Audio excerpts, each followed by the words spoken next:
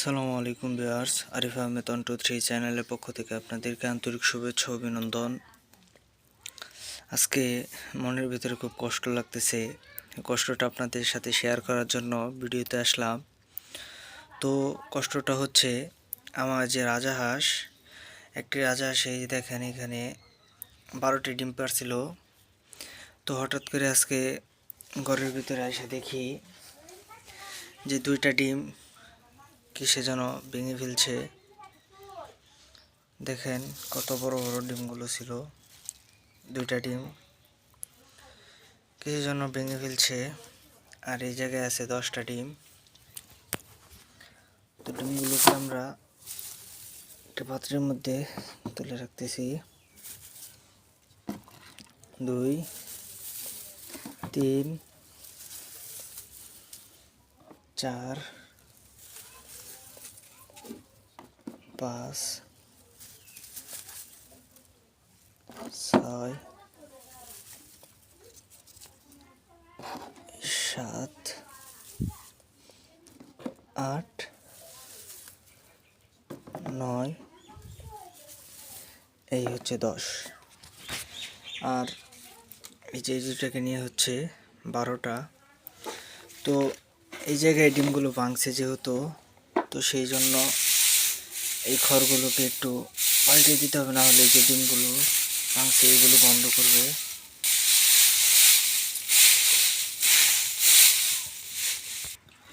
আবার পুনরায় ডিমগুলোকে আগের জায়গায় সুন্দরভাবে বসাই দিতেছি। কি আর করা, যেহেতু ডিমগুলো এখন ভেঙে ফেলছে তাহলে তার কিছু করার নেই। হাঁসটা 2 থেকে 3 দিনের ভিতরে আবার তার ডিম তা দেওয়া শুরু করবে। বাচ্চা হলে একবারে বের হবে বাসা থেকে।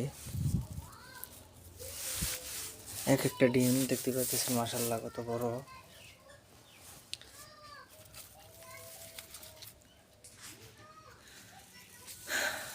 আপনাদের যাদের বাসায় এরকম হাঁস আছে তারা সুন্দর করে ডেকে ডুকে রাখলেই সুরক্ষিত থাকবে। না হলে দেখবেন এভাবে হঠাৎ দুর্ঘটনা ঘটে যেতে পারে। আমি একটু আগে ডিমগুলো দেখে গেছি, সবগুলো ডিম ভালো। হঠাৎ করে আইসা দেখি এই অবস্থা। তো এই পাত্রটা দিয়ে আমার ডিমগুলোকে ঢেকে রাখি। এই যে ডিমগুলোকে ঢেকে রাখলাম। তো আপনাদেরকে হাঁসগুলো দেখাচ্ছি, হাঁসগুলোর এখন কি অবস্থা। তো ওই যে দেখেন হাঁসগুলো। আমার আরেকটা হাঁস ছিল, ওই হাঁসটা তো মানে ডিমে তা দিচ্ছে আজকে 4 থেকে 5 দিন হলো।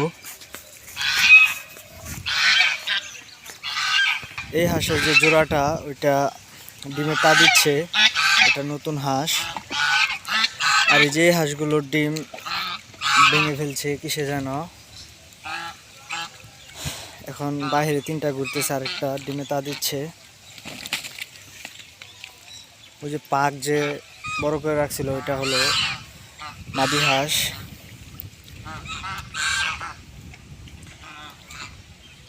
তো আমরা কিছুদিন আগে এই পুকুরটা সেচ দিয়েছিলাম।